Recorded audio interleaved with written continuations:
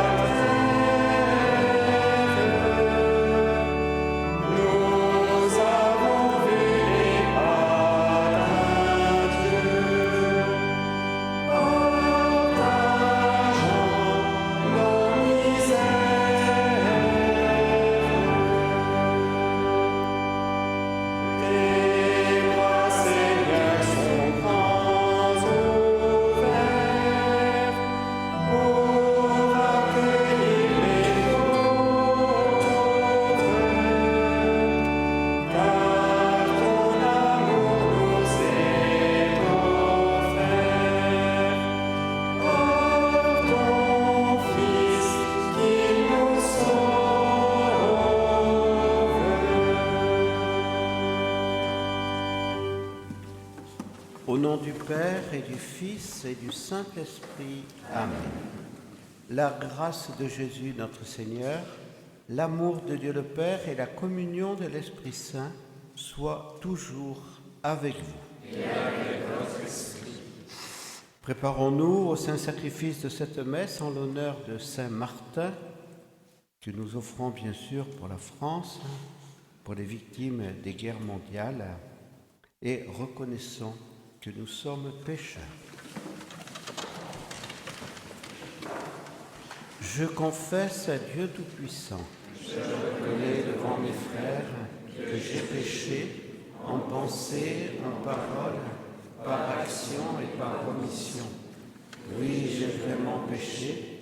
C'est pourquoi je supplie la Vierge Marie, les anges et tous les saints, et vous aussi, mes frères, de prier pour moi, le Seigneur notre Dieu. Que Dieu Tout-Puissant nous fasse miséricorde, qu'il nous pardonne nos péchés et nous conduise à la vie éternelle.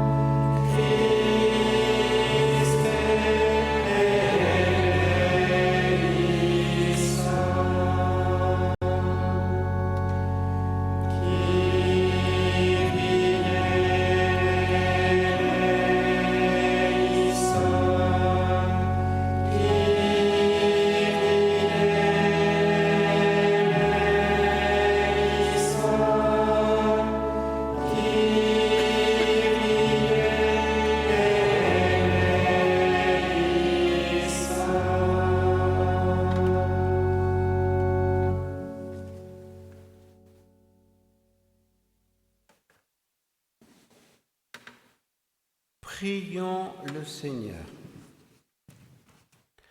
Dieu qui a été glorifié par la vie et la mort de l'évêque Saint Martin, renouvelle en nos cœurs les merveilles de ta grâce, si bien que ni la mort ni la vie ne puissent nous séparer de ton amour, par Jésus-Christ ton Fils, notre Seigneur et notre Dieu, qui règne avec toi et le Saint-Esprit maintenant et pour les siècles des siècles.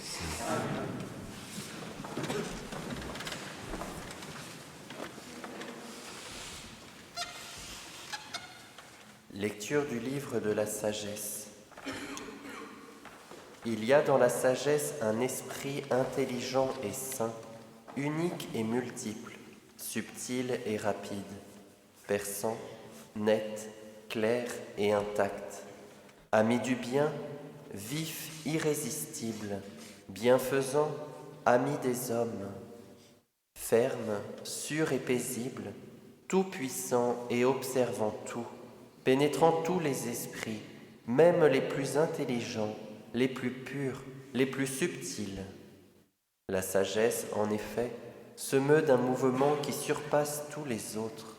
Elle traverse et pénètre toutes choses à cause de sa pureté, car elle est la respiration de la puissance de Dieu, l'émanation toute pure de la gloire du souverain de l'univers. Aussi, rien de souillé ne peut l'atteindre.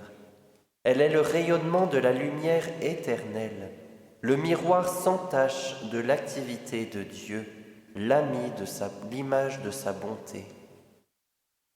Comme elle est unique, elle peut tout, et sans sortir d'elle-même, elle renouvelle l'univers. D'âge en âge, elle se transmet à des âmes saintes pour en faire des prophètes et des amis de Dieu. Car Dieu n'aime que celui qui vit avec la sagesse. Elle est plus belle que le soleil, elle surpasse toutes les constellations. Si on la compare à la lumière du jour, on la trouve bien supérieure, car le jour s'efface devant la nuit, mais contre la sagesse, le mal ne peut rien. Elle déploie sa vigueur d'un bout du monde à l'autre, elle gouverne l'univers avec bonté. Parole du Seigneur. Psaume 118. Pour toujours ta parole, Seigneur. Pour toujours ta parole, Seigneur. Pour toujours ta parole, Seigneur, se dresse dans les cieux. Ta fidélité demeure d'âge en âge. La terre que tu fixas tient bon. Pour toujours ta parole, Seigneur. Jusqu'à ce jour, le monde tient par tes décisions. Toute chose est ta servante. Déchiffrer ta parole illumine, et les simples comprennent. Pour toujours ta parole, Seigneur. Pour ton serviteur que ton visage s'illumine, apprends-moi tes commandements, que je vive et que mon âme te loue, tes décisions me soient en aide. Pour toujours ta parole, Seigneur. Nous nous levons pour l'Évangile.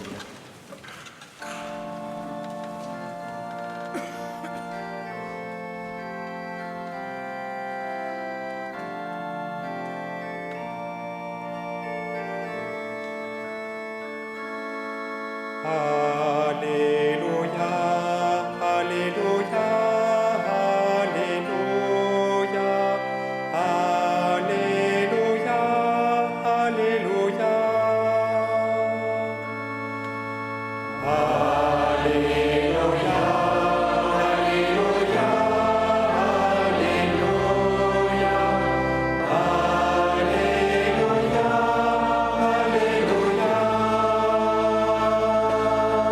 Alléluia,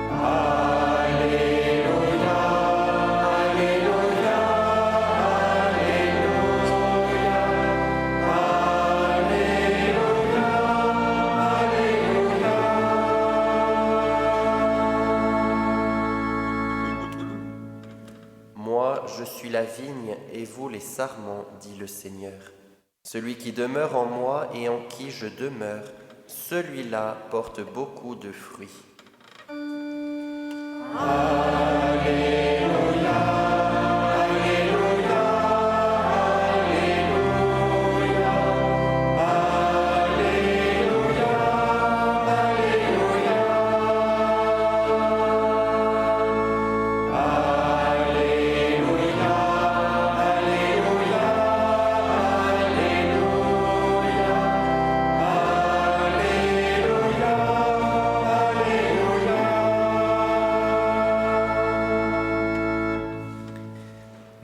Seigneur soit avec vous. Et avec votre esprit.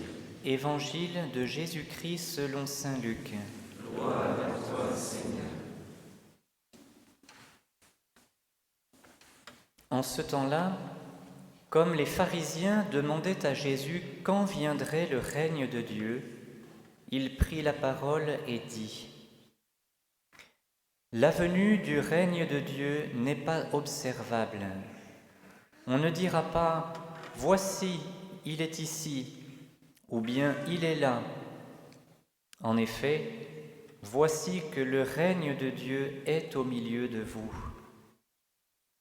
Puis il dit aux disciples : « Des jours viendront où vous désirerez voir un seul des jours du Fils de l'homme, et vous ne le verrez pas. On vous dira : Voilà, il est là-bas, ou bien Voici, il est ici.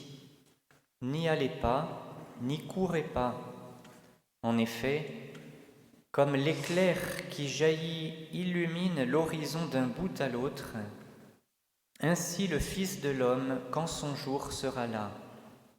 Mais auparavant, il faut qu'il souffre beaucoup et qu'il soit rejeté par cette génération. » Acclamons la parole de Dieu. Louange à toi, Seigneur Jésus.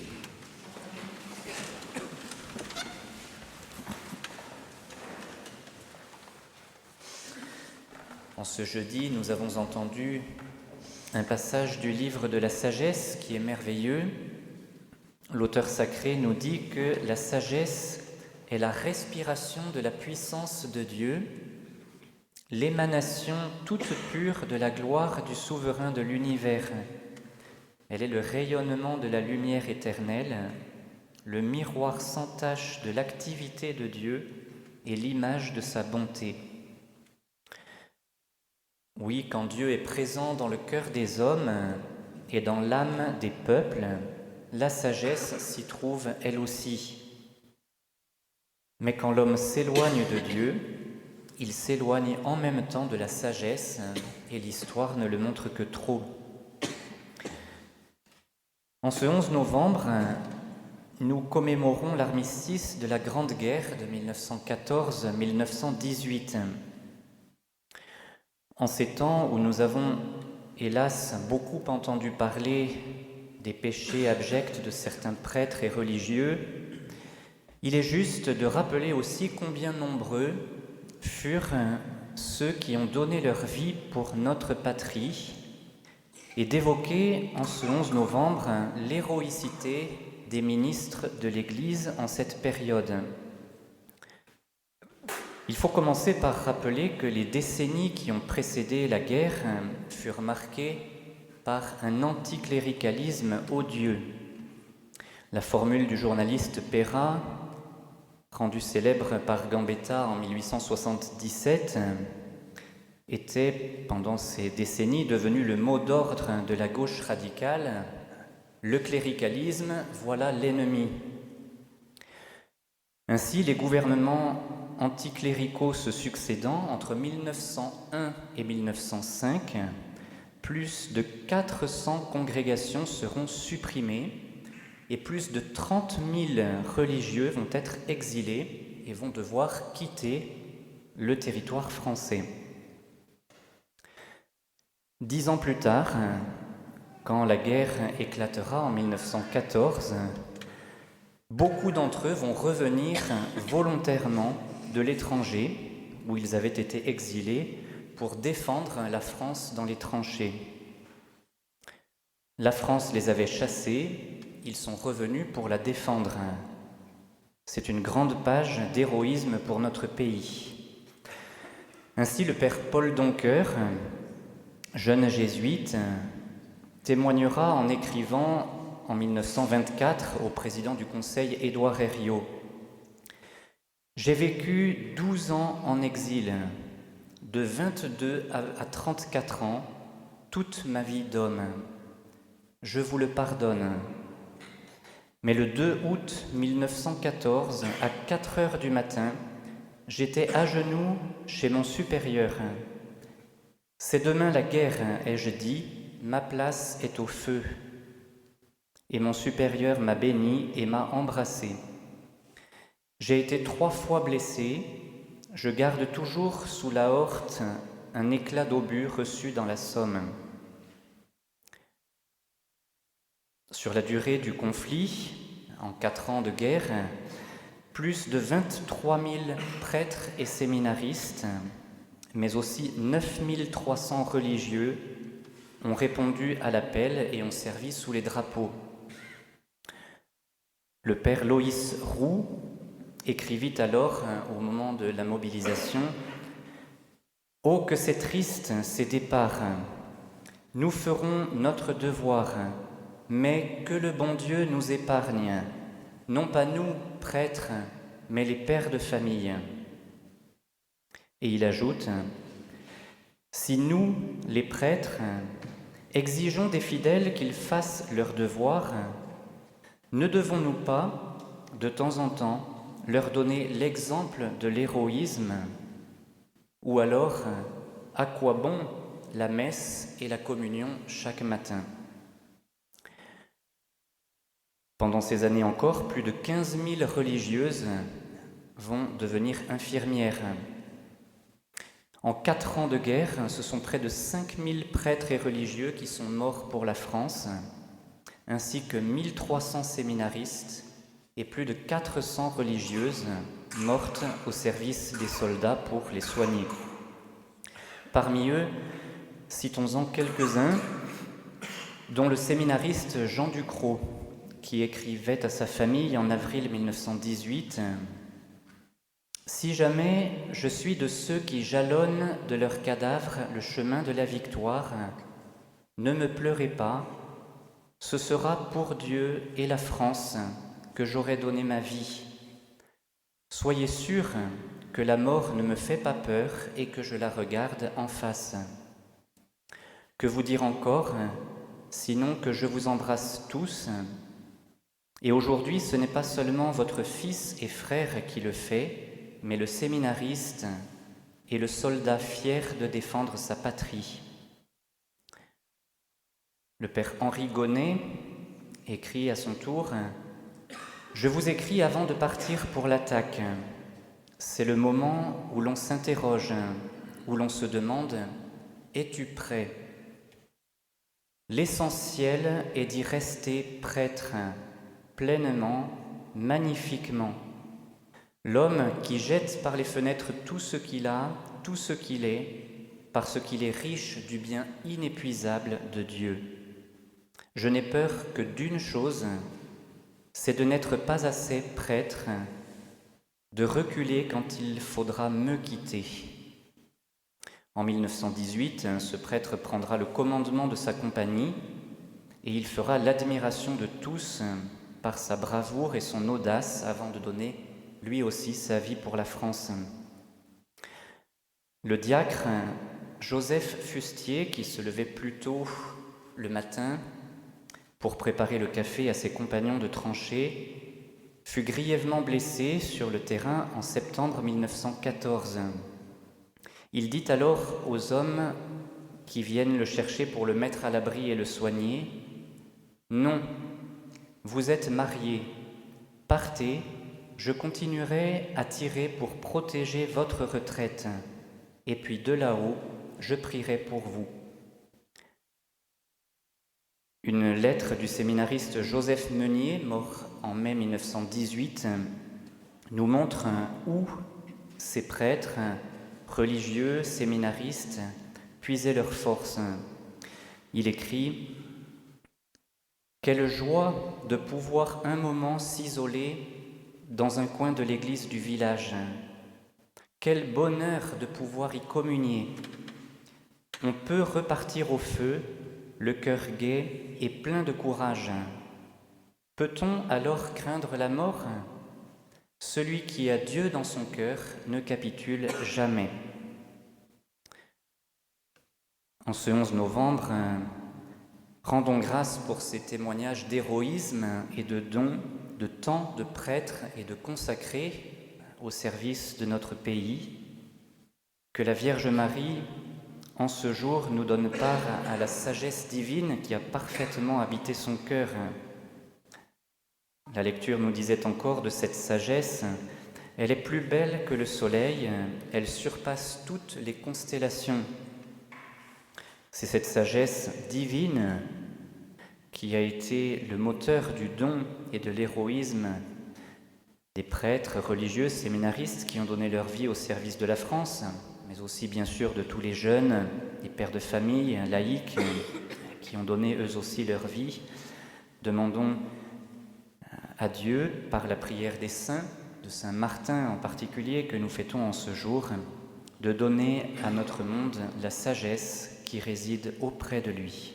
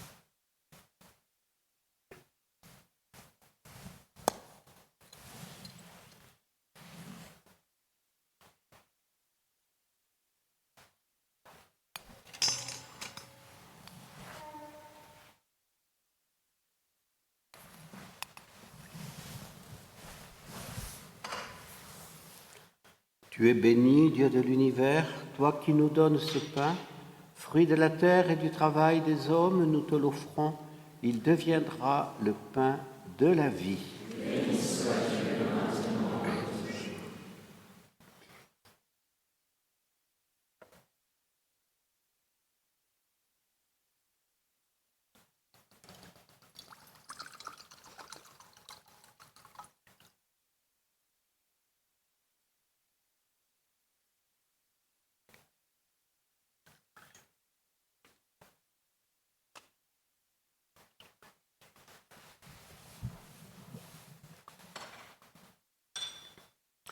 Tu es béni, Dieu de l'univers, toi qui nous donnes ce vin, fruit de la vigne et du travail des hommes, nous te l'offrons, il deviendra le vin du royaume éternel. Béni soit Dieu maintenant. Seigneur, sacrifice en ce jour, trouve grâce devant toi, Seigneur notre Dieu.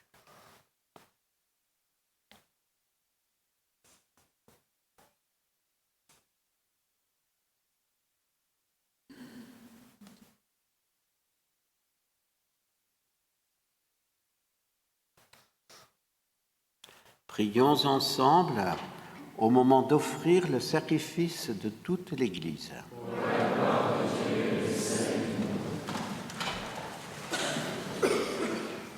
En ce jour où nous fêtons Saint Martin, sanctifie Seigneur cette offrande, qu'elle nous aide toujours à marcher vers toi à travers les épreuves et les joies de cette vie, par Jésus le Christ, notre Seigneur.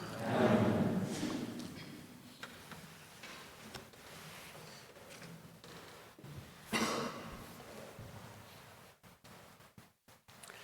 Le Seigneur soit avec vous et avec votre esprit. Élevons notre cœur. Nous élevons vers le Seigneur. Rendons grâce au Seigneur notre Dieu. Cela est juste et bon.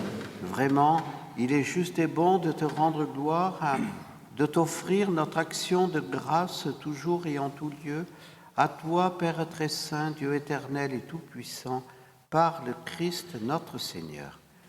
En célébrant aujourd'hui la fête de Saint Martin, nous admirons ta sollicitude pour ton Église. Par l'exemple qu'il a donné, tu nous encourages. Par son enseignement, tu nous éclaires. À sa prière, tu veilles sur nous. C'est pourquoi, avec tous les anges et tous les saints, nous proclamons ta gloire en chantant.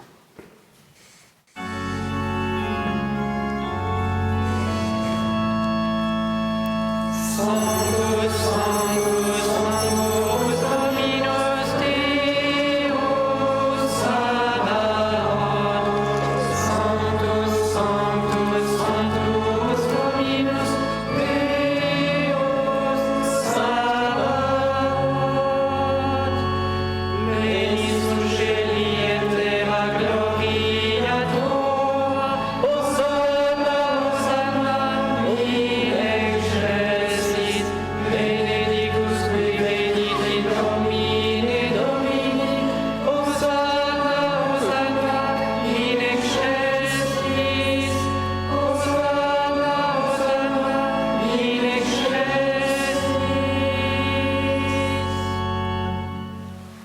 Tu es vraiment saint, Dieu de l'univers, et toute la création proclame ta louange, car c'est toi qui donnes la vie, c'est toi qui sanctifies toutes choses par ton Fils Jésus-Christ notre Seigneur, avec la puissance de l'Esprit Saint. Et tu ne cesses de rassembler ton peuple afin qu'il te présente partout dans le monde une offrande pure.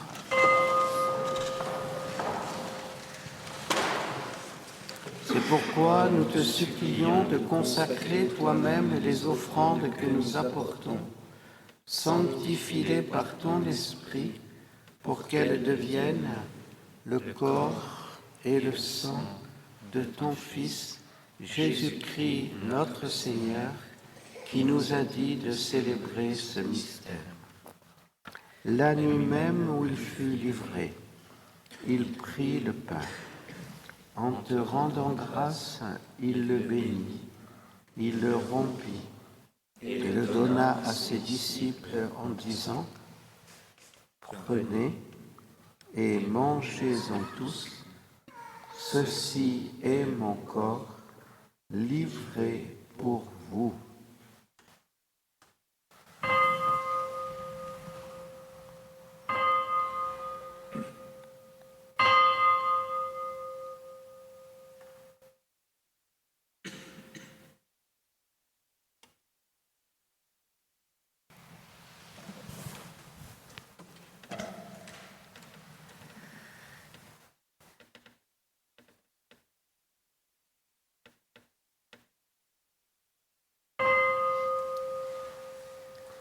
De même, à la fin du repas, il prit la coupe.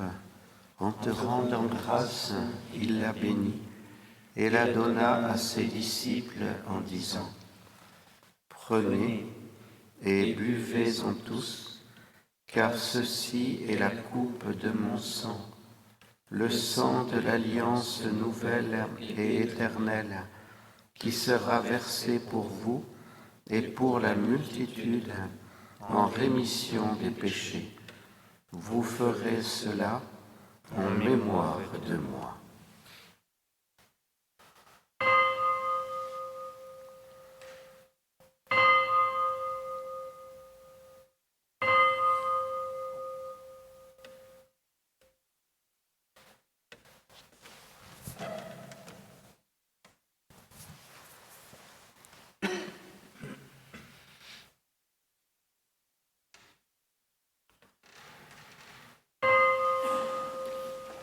Il est grand le mystère de la foi. Nous proclamons ta mort, Seigneur Jésus. Nous célébrons ta résurrection. Nous attendons ta venue dans la gloire. En faisant mémoire de ton Fils, de sa passion qui nous sauve, de sa glorieuse résurrection et de son ascension dans le ciel, alors que nous attendons son dernier avènement, nous présentons cette offrande vivante et sainte pour te rendre grâce.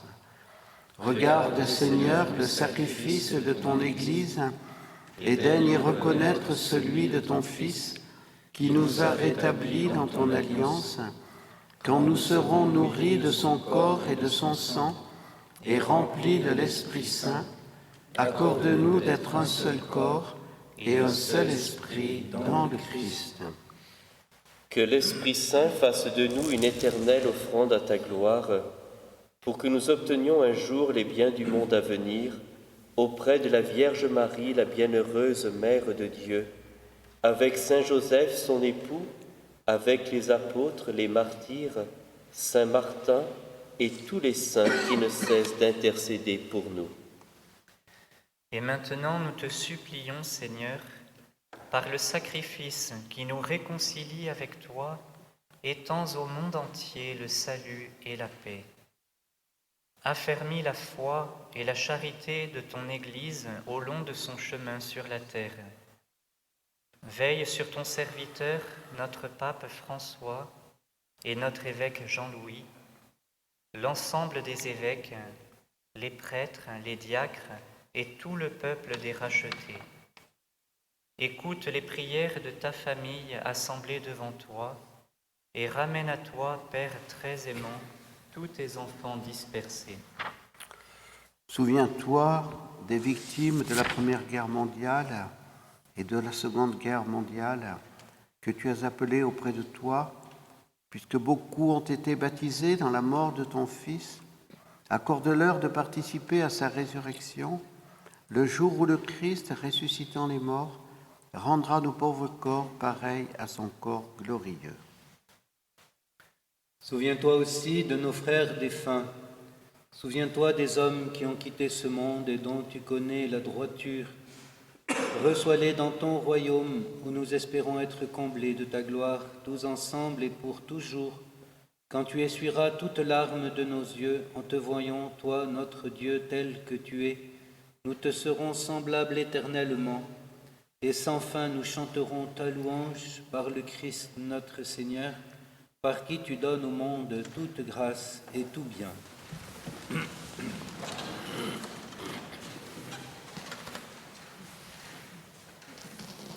Par lui, avec lui et en lui, à toi, Dieu le Père Tout-Puissant, dans l'unité du Saint-Esprit, tout honneur et toute gloire pour les siècles des siècles.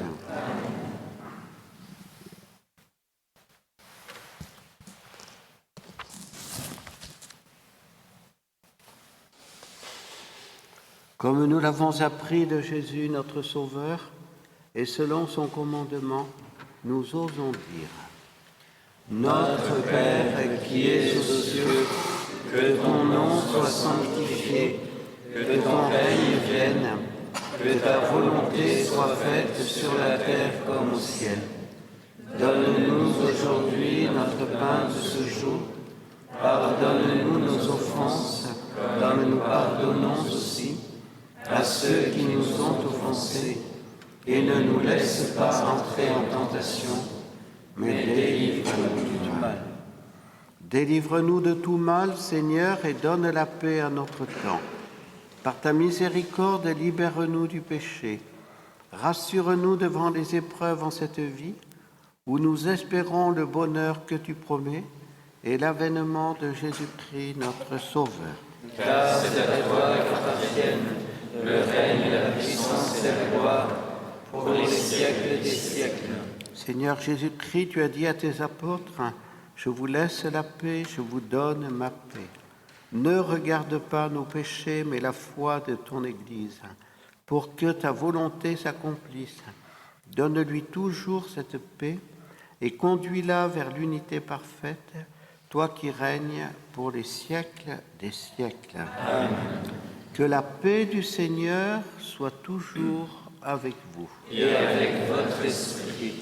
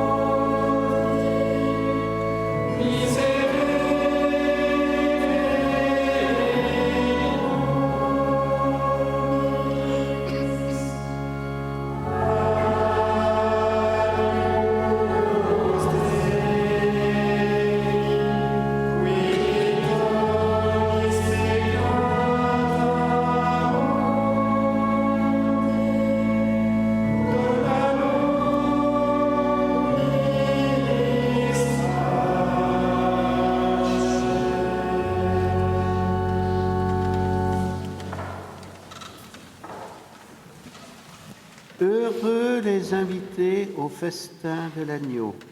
Voici l'agneau de Dieu qui enlève le péché du monde. Seigneur, je ne suis pas digne de te recevoir, mais dis seulement une parole et je serai guéri.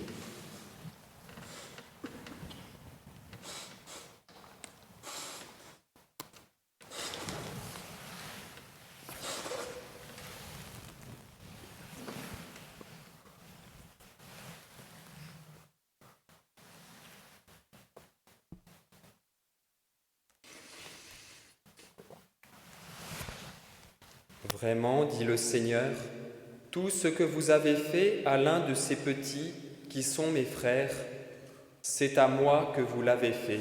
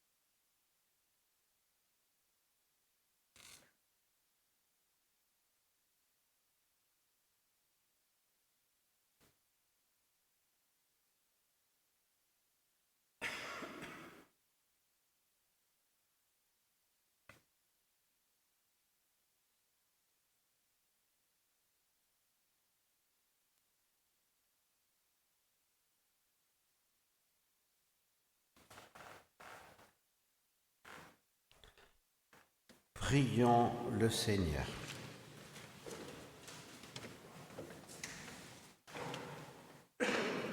Toi qui nous as nourris, Seigneur, par le sacrement de l'unité, fais-nous vivre en parfait accord avec toi, pour qu'en imitant Saint Martin, dans le don total qu'il te fit de lui-même, nous soyons heureux de t'appartenir vraiment, par Jésus le Christ, notre Seigneur. Amen.